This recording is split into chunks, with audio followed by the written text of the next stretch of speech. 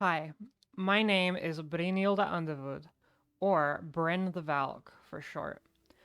So, I'm making the transgender survival guide because I am a trans woman, and whenever I was questioning my gender identity all those years ago, and whenever I started transition only a year ago, I really wish I had something like this. As such, I hope that the transgender survival guide is able to help you out. In this first section, I'm just going to be going over the basics of how to safely question if you're trans or not, and what exactly that means. However, before we really jump into things, I do feel that I need to set down some groundwork on some terms and what they mean, as well as go over the basic identities that are most common in my experience of the trans community. But before I give out these terms and everything, I do want to make something very clear. I am one trans woman from Bumpkin South, okay? The town I grew up in was gonna have like 20 people in their graduating class. I do not speak for all trans people. I do not know everything. And a lot of what I'm gonna say in this guide is not going to be applicable to everyone, okay? I fully support you in your exploration, in your self description, in your identity, so on and so forth. It is for you to decide and no one else. And if you get anything from this guide, then I'm happy that you did. And it's okay for you to cherry pick and only take the parts that help. With that being said, let's get into this. So, first term is AGAB, or AGAB, your assigned gender at birth, followed by AFAB and AMAB. AFAB is assigned female at birth, and AMAB is assigned male at birth. Trans man is a man who happened to be assigned female at birth. Trans woman is a woman who happened to be assigned male at birth. MB means non binary, so a person who falls outside of the typical bimodal system of gender expression. It's not uncommon for non binary folk to present very masculine or feminine. You can do whatever. It's okay to be masculine while still being non binary.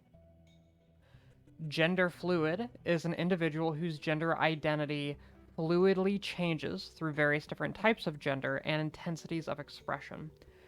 Their fluidity can change rapidly in a day, or it can be very, very stable for a long time and just slowly undulate over time. And that's totally okay. And lastly, agender is a person who considers themselves to be gender neutral or lacking a gender. You can be agender while still dressing or acting in a way that is associated with one side of the gender spectrum. It doesn't make your genderlessness any less valid. So, for this next part, we're going to be talking about safety and setting up safe connections. So, being harassed is a dangerous thing that anyone can experience. It doesn't matter how tough you are, how strong you think you are. We're all human, and we all bleed. Gender is tricky. It's often very confusing. But I personally feel that it's very important for everyone to question their identity and their ideals about how society perceives others based on their identity. But I think it's especially important to do that if you're an adult and haven't done it yet. Now, with gender identity, it can only be a benefit to question your identity, your gender, etc. Because if you question and turn out cis, cool. Now you can be a lot more confident in your assertion while also being more compassionate and being able to better understand those who are not, while also better understanding the experiences of them. Not cis? Well, now you have a starting place. It can be dangerous for some people to openly explore their identity. Some places have set in stone laws which questioning your gender is just one of many things that can get you killed. For some folk, it's equally dangerous due to the religion or mindset of the family that they're in. Thankfully, places like the USA, Canada, and many other countries have some way that you can ensure your safety while you explore. But it is important to set up some safe connections and friends first. If you believe that you are in a dangerous situation when it comes to questioning your identity, then it is very important to put your safety above all else. If you're under the age of 18 and are experiencing significant distress due to feelings of gender dysphoria and stuff like that, then you may want to talk to an adult. Some states have laws in place that make it so that a teacher has to reveal to the parents or guardians if a child comes out to that teacher. If this is the case for your state, you could also attempt to reach out to your friends and talk with them. Generally, you can start by testing the waters with whoever you want to come out to. You can bring up the idea of transgender issues and topics and talk about trans individuals. You can find out how these people respond, and over time, you can bring up more and more and more trans related stuff, and you can allow it to become normalized with whoever you're talking to. Now, if they respond to it better than you expected, then you're on a pretty good track. You know, if they respond to it well, maybe they're allies. And if they respond to it harshly or badly, well, now you have a place to start on you making a decision of if you think this person is safe or not and how willing you are to take that bet. There's also various websites and forums dedicated to trans and LGBT individuals and our various struggles. There's also plenty of local groups that can be found on places such as Facebook and other social media sites. These are generally good places to make new online friends and to find people who share your values, ideas, and can understand kind of what you're going through. In general, the best way to avoid being harassed at the start is to avoid others finding out. I know it sounds very, very harsh, and I hate that, but you have a right to your privacy, and it should be up to you who you reveal that intimate part of yourself to. There is something deep, something intense to actually being known by someone else, especially if they're trying to understand you. You may want to consider having a backup plan. For instance, have someone who you trust and someone that you can confide in whenever things are rough, someone you know who will help you if things go south. Have a list of emergency numbers, knowledge on where the local shelters are, and all the valuable information you think you might know, such as where you can go to get various bits of food, clothing shelters, help shelters, uh, youth centers, stuff like that.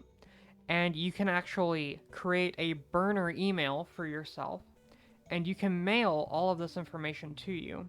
That way, if for some reason you are dislocated, you can then go to a public library or something like that, and you can log into this burner email and have all of that information sitting there waiting for you.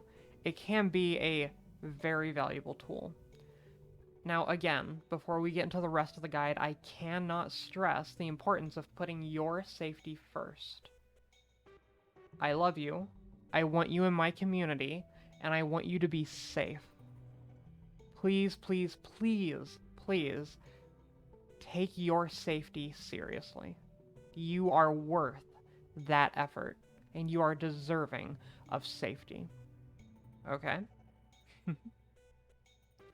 So, in this next part, we're going to talk about some basic questions to ask yourself.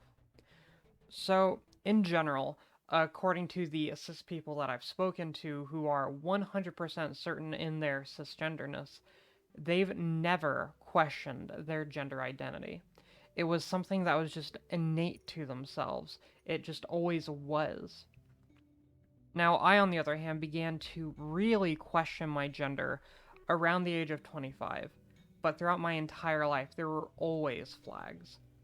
I would often wish throughout my childhood and adult life that I was a girl instead. The reason would always change, but the wish was always there. The first time I remember this was in pre-K.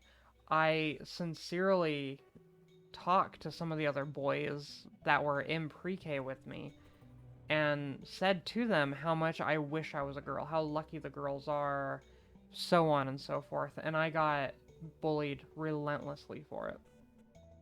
So that was fun. So if you've ever asked or said stuff to yourself like, haha, wouldn't it be cool if I was born a girl? I mean, I know I'm definitely not a girl, but like, what if, right? Like, wouldn't that be so much better than this? Yeah, funny. That's what my younger self would have said too. Um, so yeah, if you've told any variation of that joke, you know, like, oh, haha, I wish I was a boy instead, or oh, haha, I wish I wasn't either, anything like that, there's a very good chance that you might be trans. So, why not ask yourself, are you trans? Are you trans? What if you were the opposite gender? What if you wore clothes and lived the opposite gender? What if you straddled the line and you took a little from both sides? If we lived in a perfect world where you could wear, look, sound, and be perceived however it is that you wanted, what would you change in order to make yourself truly happy? I think that's a very important question to ask yourself, because I know exactly what I would have changed, and now I'm working on it. Some other good questions to ask yourself would be, are you comfortable in the body you were born in? Are you comfortable with the way people perceive you? How do you feel about the societal expectations placed on you due to your gender role? How do you feel about the methods accepted by society to reject and rebel against and defy those social expectations of your gender role? Each of these are wonderful questions to ask yourself.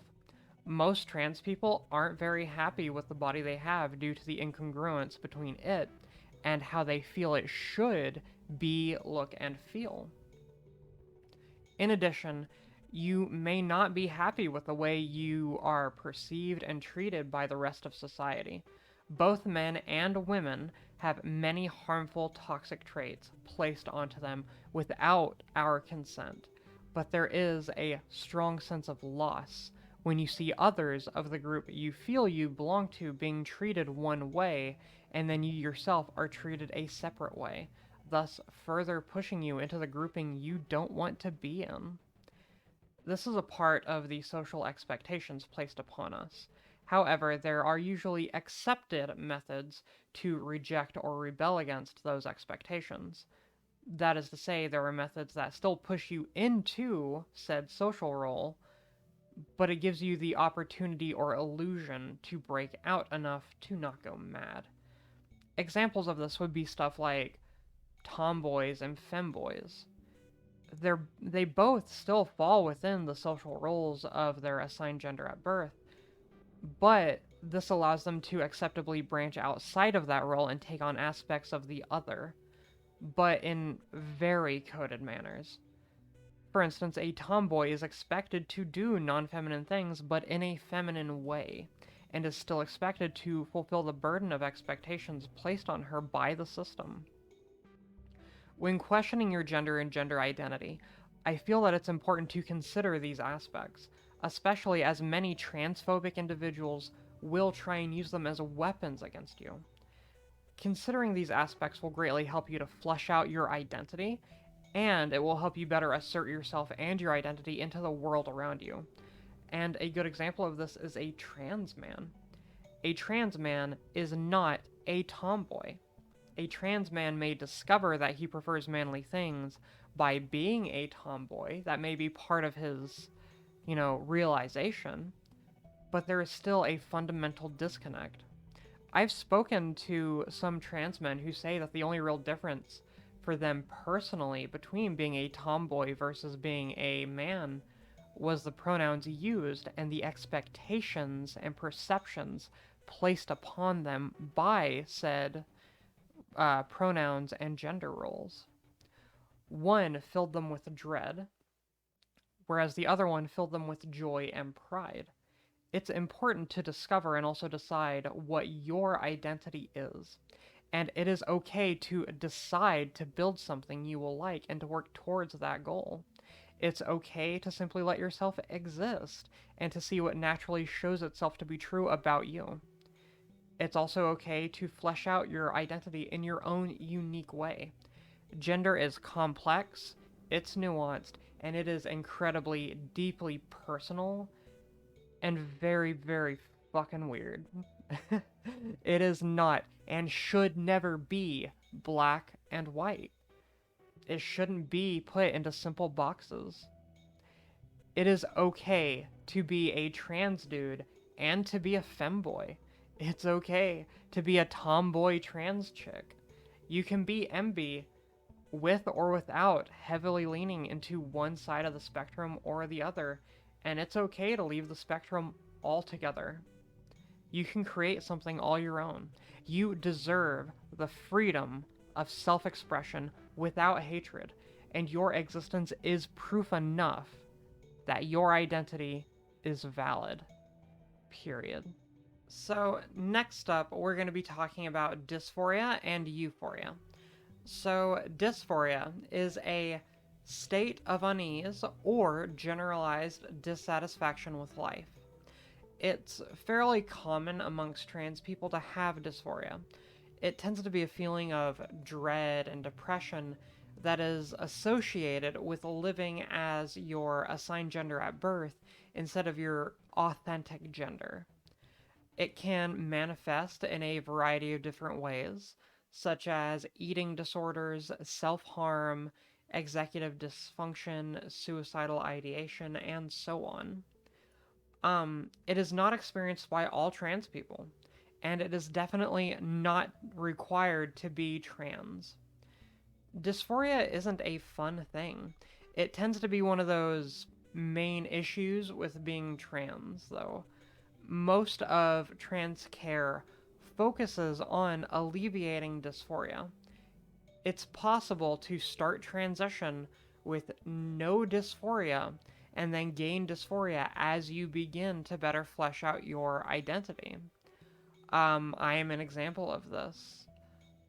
Before transition, I was always just like, yeah, I'd prefer to be a girl, but like, I'm fine being a guy. Like, life is okay. I can do this. It's whatever. But then after starting transition, I became very dysphoric. Not because I hated having a girl's body, but because I loved it and I felt that I wasn't feminine enough. I hated every hair on my body. I hated just all this different stuff. You know, I want to look and sound and all this other stuff as a girl, and the fact that I don't is so distressing. And whenever I think about possibly having to stop HRT for various reasons, it breaks me a little bit because I don't ever want to go back. I have experienced so much joy and happiness being my authentic self that even now, on my worst day, I still feel better than my best day before transition. There are other people who are just uncaring about their gender identity, but as they explore, they discover more about themselves and become steadily more and more unhappy. That is also a possibility. Um, they may have been somewhat happy in the past, but then as they start to explore and, you know, experiment with themselves, they go from really not being dysphoric to just discovering how happy they could be, and from there, the dysphoria kind of starts to kick in. I like to compare it to living in a cardboard box and then living in a mansion. You know, if you spend a large portion of your life living in a cardboard box, you get used to it, you know? But you spend some time in a mansion, you know, have a butler or maid working for you, drive a Lamborghini, pretend to be Iron Man, all that good stuff. it's really hard to go back to that cardboard box and you're probably gonna cry. And it hurts. Bad. So, next up is euphoria. Euphoria tends to present as a feeling of elation when being perceived and treated in a way specific to your identity. It can lead to arousal, and that is okay. Um, Euphoria is much better for figuring out if you're trans than dysphoria is. Euphoria is considered by most medical professionals that I know to be the best method. This is because not all trans people experience dysphoria, and some may only experience it after they've started to question their identity or have started transition. Euphoria, on the other hand, is rather universal. Of course, there are exceptions. However, there is a big difference between saying, oh, if you don't feel terrible about who you are right now, you're not trans, and oh, you deserve to live the life that makes you most happy. That second one is a lot better.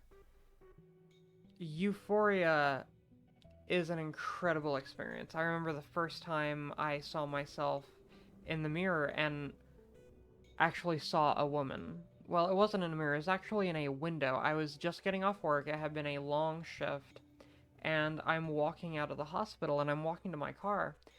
And I pass by a mirror, and for a split second I think, oh, there was a woman in that office, but it was supposed to be closed. So I stopped to look in the window, and I realized that I didn't see a woman in there. I saw me. I saw myself in the reflection of the window. And I cried. I felt so much joy. I felt like I could do anything in the world. It's incredible. Another reason that euphoria is considered to be a better metric for discovering transness is because using dysphoria as a metric allows being trans to be able to be treated as a medical problem, to be cured or corrected. It allows trans people to be pathologized and further stigmatized, while euphoria places the power into the hands of the trans community, much in the same way that being homosexual used to be pathologized and treated as a mental illness, and is now much more widely accepted as people take pride in themselves in their community. There is a group of transgender individuals known as true scum or trans medicalists who do believe that being trans needs to be treated as a medical condition, or they believe that it needs to be treated as a mental health concern. The problem with this being, again, using lesbian and gay people as an example, is think of the stark difference between saying that about gay people. You know, if you have a gay person and you describe them as, oh, this person is mentally unwell, they are suffering from homosexuality. As such, they are allowed to be with other homosexuals or bisexuals, etc., in order to, them to live happy, functional lives, even though they are mentally unwell. That's fucking terrible. Versus saying, yo, this dude's over here is fucking gay and he's rad as hell. Do you want to go meet his husband? His husband can do a sick ass kickflip. Like, one of these is not the same. And also, bringing up the queer allegory, it allows bisexual people to be pushed under the rug. And that's another major problem with transmedicalism, is using the transmedicalist terms, trying to get everything pathologized, getting it recognized as either a medical or mental illness, stuff like that. Not only does it pathologize trans people, it makes it so that non-binary individuals, agender people, etc., are even further stigmatized and pushed out. And it sucks ass, and not in the good way. It is just terrible, okay? So, with everything I've said in this little guide, it really ends with it being up to you. Are you trans? If you had a button right in front of you right now that would change your body, change the way you are perceived, the way you are experienced, the way society treats you, how willing would you be to press it? Chances are, if you're asking if you're trans, then you very well might be trans. And it is okay to ask these questions and to experiment with your identity. You deserve to be comfortable in your body and in the life you lead. Be who you choose to be. Be honest with yourself and others whenever it is safe to do so. And if you're trans, cool. And if not, that's cool too.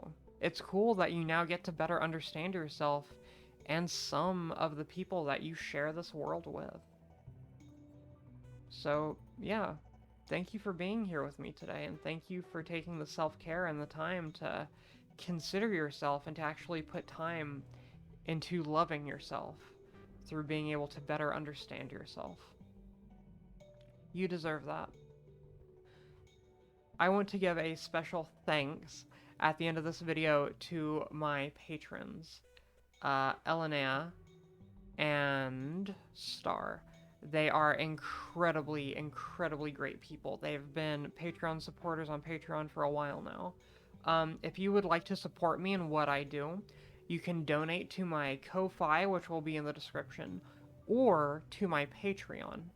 Patreon is a lot more sustainable as it's something I can actually count on. In addition to that, you actually will get free merch every few months on Patreon. You can find that down in the description. You can find all of my socials in the description and stuff like that. And in addition to that, I would like to thank all the wonderful people, both those that were in Tran, those that I reached out to through other social media, who took the time to tell me about their trans experience and just how unique and special things were for them. There's nothing wrong with being trans, and there's nothing wrong with being cis. We are all human, and we all deserve love and to live authentically and honestly. So again, thank you for being here with me. The world is made brighter because of you. If you wouldn't mind, please go and hit that subscribe button, like the video, leaving a comment will also help, and if you would be ever so willing, please hit that little bell notification on the bottom, that way you can get notifications of whenever I put out the second video. Ikaw vignette. I hope you have a wonderful rest of your day, and make sure to eat and drink. You've earned it.